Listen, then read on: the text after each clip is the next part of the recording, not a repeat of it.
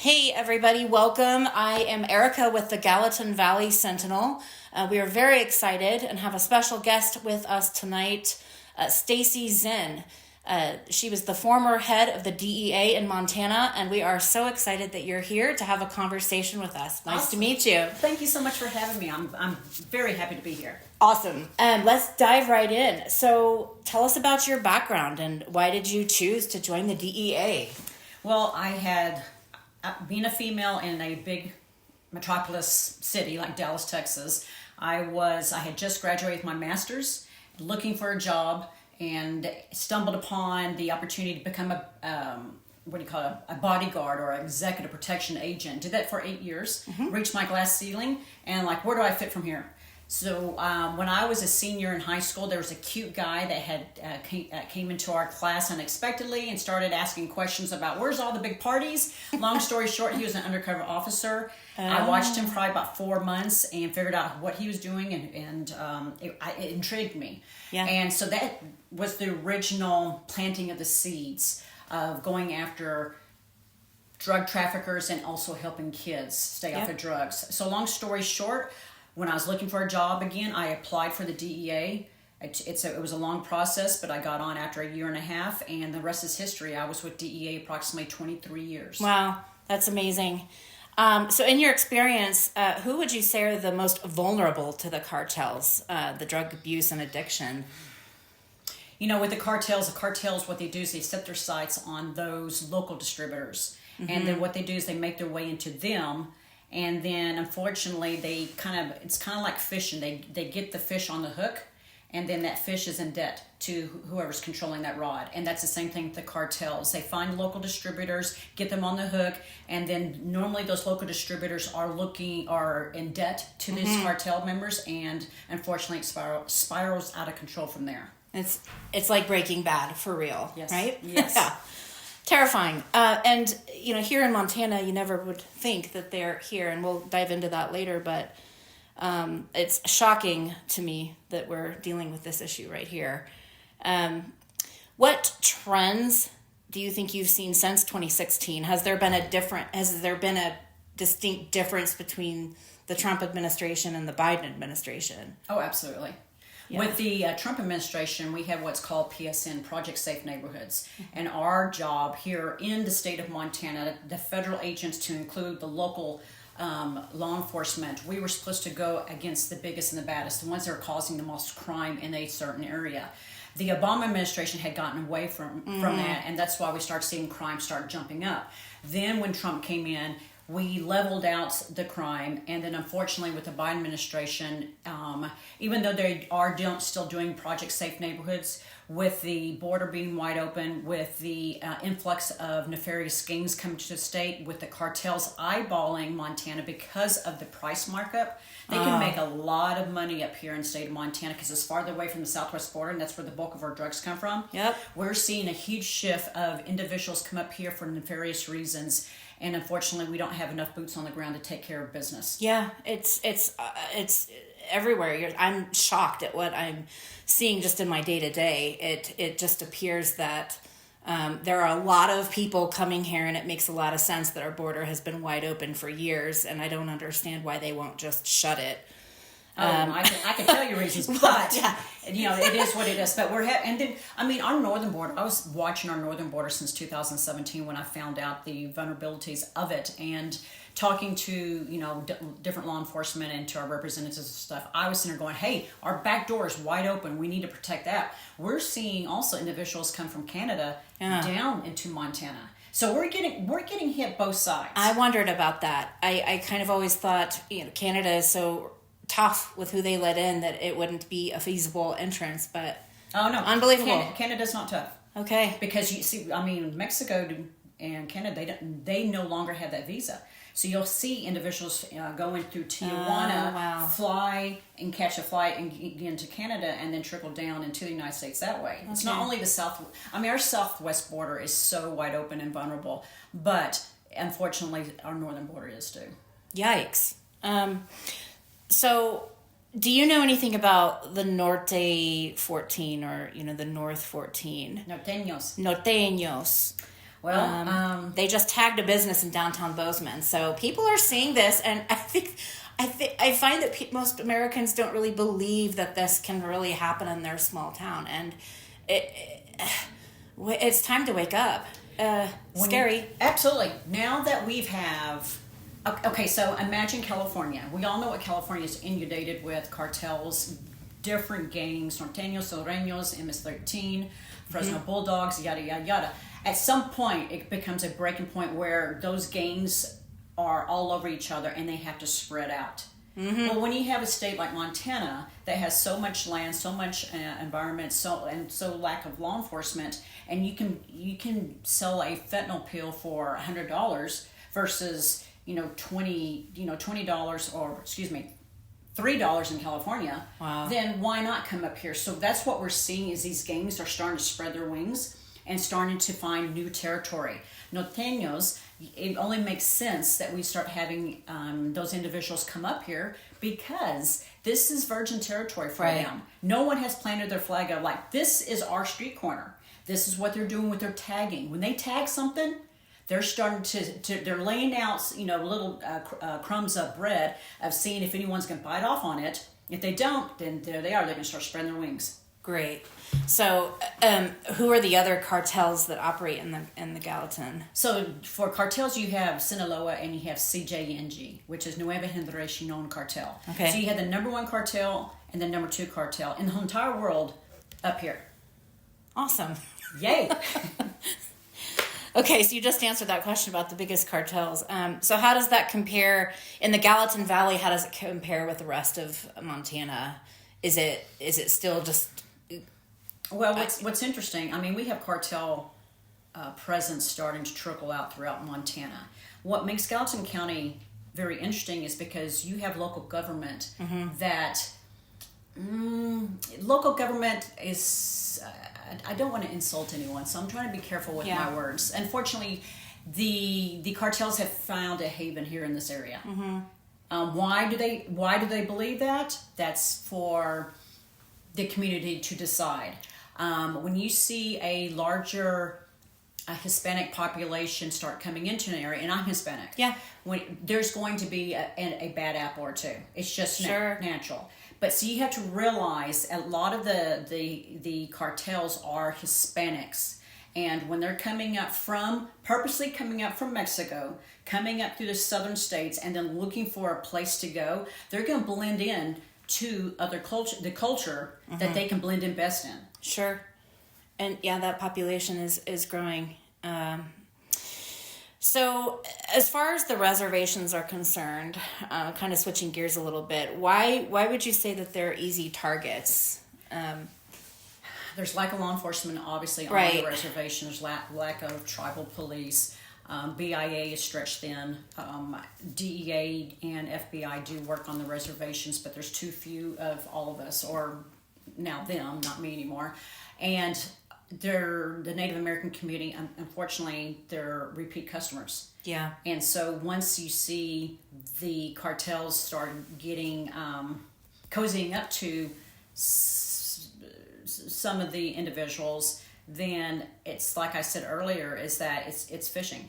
They'll hook individuals and then get them in so much in debt that they have to pay their debt. Meaning they either have to buy more product or they have to sell for the cartels. These individuals will make money also, but still, it's just unfortunately it's a vulnerable society, and the cartel has found a way to monopolize it. Yikes! That's so sad. So this is kind of a tough question. Have there ever been any attempts on your life? Yes. When I was down, my first one was when I was doing a lot of undercover work and working a big investigation down on the southwest border in El Paso, Texas. The cartel had figured out who I was, and we had received information from the FBI that there was a threat against me. They wanted to lure me to the border and kidnap me and take me back down to Mexico and then interrogate me. Oh my God. So then all of a sudden I was going to have a protective detail and all, yada, yada, yada. So long story short, I was able to relocate. At the time selected for a tactical team where I went back and forth to Afghanistan. So it got me out of the region. Yeah, sure. So that threat was eliminated. And then I had 2 more threats against me in Afghanistan on my last tour. Wow. Well, we're happy you're here, but you put your life on the line, literally. And how long you did it for? 23 years? 23 years. Oh, wow. And I'd still be doing it if I wasn't mandatory retired. I love the job. I love the mission. And I wish that I was able to stay on. Yeah. Well, we need more people that are brave enough to attack this threat because it's just not going to go away. So at the Gallatin Valley Sentinel, we are a public forum and we have people from the community write in. And there's a lot of testimonies about the recent influx of uniquely aggressive Hispanics, largely thought of to be of Mexican and Venezuelan descent. Are there various levels or roles within the cartels and their affiliates? I guess that's a couple of thoughts. Do you if you're in the cartel, you're in, or do they have, I don't know, different levels of people? So you have, for example, the cartel. The cartels will send out an advance team. Okay. And they will send up individuals that will blend into the culture, or they'll try to blend in. They can be overt or they can be covert. Mm-hmm. The covert ones are ones that come in, they want to set up stash houses, meaning they want to find locations where they can maybe rent, and then bring shipments of drugs and store them in these houses, and then distribute maybe to the East Coast. So we have one card that actually does that. That means they're covert. Then you have some that are more overt. They'll come up, you can recognize the signs, the way they dress, the way that they kind of, they're flashy. And they will actually look for local distributors here, and then in order for them to be able to set up shop and then find regular distributors here. Now, what we're seeing is that the cartel is actually coming here and laying their head here, and they're trying to grow some roots. Wow. That's the problem. That's what we have to worry about. Once they start because it's like 2017, 2018-ish, they were basically come up here, offload their drugs, give them to the local distributors, and then they would get out of town. Right. Now we're seeing where they come up here, rent a house, bring their family up here, blend in, and then they would set up their transporters and stuff to start doing local distributions. Yeah, that was my kind of next question. Do they have jobs, housing, cars, or are they more transient? I think you just answered that they're here to stay and presumably grow. Well, that would be the goal. But the goal for law enforcement to say, not in my backyard. Well, and that's my next question. See, you're good. What does the local law enforcement do? What are they able to do? They're able to build, short-term investigations and long-term investigations. They do team up with the 3-letter agencies throughout the area. But like I said, though, we need to give them more support. What does that mean? More funding, more assets for them to do their job, more training, and more personnel. We need to start because we have so much. We have more people coming into the state. Yeah, but we're not growing in numbers fast enough in the law enforcement world. Not at all. We're so short-staffed. I don't think they're prepared to deal with, forget the cartel, just all of the people in general. It's craziness. A nightmare. And the thing is, though, your local law enforcement here in Gallatin County, they're wonderful. And they have been screaming at the feds and whoever will listen to, hey, we need some support. They are doing great cases, and they're working their tail ends off. We now need to, as a society, say, no, we need to support our local law enforcement, and we need to give them everything they need to protect us. 100%. Yeah, it seems intuitive to want that. So I'll switch gears a little bit again. I know we're kind of running on time. What do you think the role of the legalization of marijuana has played in all of this? With the legalization of marijuana, basically what we did as adults, voting in to approve this, and we basically told the kids, hey, this is not a dangerous drug. Now, what do I mean by that? The THC levels on what is being sold right now it's extremely high. This is not the marijuana of the 70s. Right. This is the marijuanas of today. And what do I mean by that? In the 70s, a single joint could contain anywhere from 1.2 to 2.3 THC. You take a hit, pass it around, you get maybe 0.9% THC levels in your system. Today, the kids are getting their hands on joints, and I say joints because that's what I grew, cigarettes or whatever you want to call. Spliff. They're yeah. All the words. There's so many words. 33 to 35% THC levels. Your Wow. edibles are as high as 80%. Your dab product, if the kids are vaping, are as high as 90%. So the next question you should be asking me, well, what's the big deal? Well, that's a good question because we're not doing enough studies on the mental health issues that we're seeing with the developing brains. So we basically said, hey, this is like drinking a Coors Light. No, it's like drinking a Scotch on the rocks. Yeah. Anyone that says that marijuana is not a gateway drug, no, it's a gateway drug. So then what does this mean for kids that are starting using at a younger age? Experimentation possibly to advance to the next level of harder drugs. Yeah. And then it starts a cycle right there. And then it's over, and so many fall to addiction. So do you think we should reconsider the legalization of marijuana? No, we should always reconsider, but that Jenny's not going to get back into the ball. Yeah, this is a money grab. There's too much money to be made in sale of marijuana. Yep. What I want big marijuana to do, and I have been talking with some of them. I want them to clean up their industry. And what do I mean by that? Number one, tell the truth about the high THC product, what it does to the developing brains. Number two, clean up those, pressure those that are doing out the back door marijuana black market sales. Stop distributing across lines. Stop setting up on the border so that they can distribute their marijuana over to South Dakota, Wyoming, North Dakota, or wherever, to Idaho. Stop that. Clean up your own industry and people will start respecting you more. Agree. And then we'll kind of wrap up here with a couple more questions. Are you aware of what happened recently with a group of Hispanics that they died of carbon monoxide poisoning in their garage? The police department made some posts about it, and there's been a little bit of discussion in the forum. It seems suspicious. Do you know anything about that, or I don't, but it's going to be an ongoing investigation. Okay. And if I had some insights. Yeah, of course. Yeah.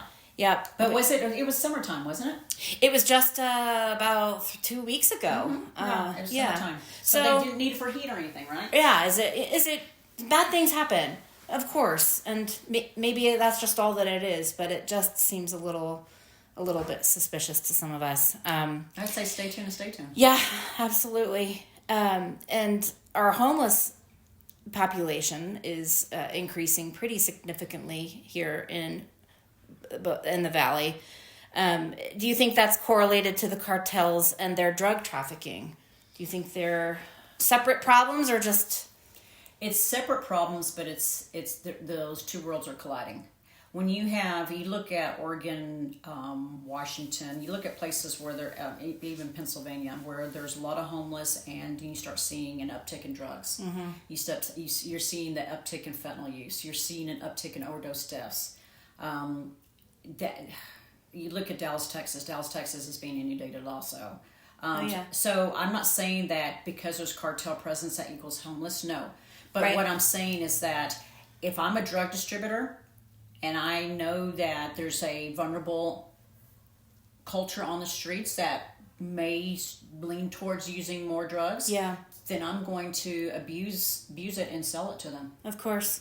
And addiction is a hairy road. Oh, absolutely. It's almost, I've experienced it in my life, friends and families, people who are addicts, and it's just such a rough road. It doesn't seem like there's really a way back for so many, and it unfortunately looks like it's starting when they're very little and vulnerable, and this world today is so stressful and kids really can't be kids, and it's a terrifying thought that their futures are so at risk with all of the things that are absolutely happening. There's multiple times we went to a house, search warrant, arrest warrant, or whatever, and we see the vulnerable, which would be the kids, exposed to the meth smoke, exposed to needles, exposed to marijuana, secondhand, thirdhand, all that stuff. It comes into play. So yes, I mean, adults are going to do what adults do, right? But we need to take care of our kids.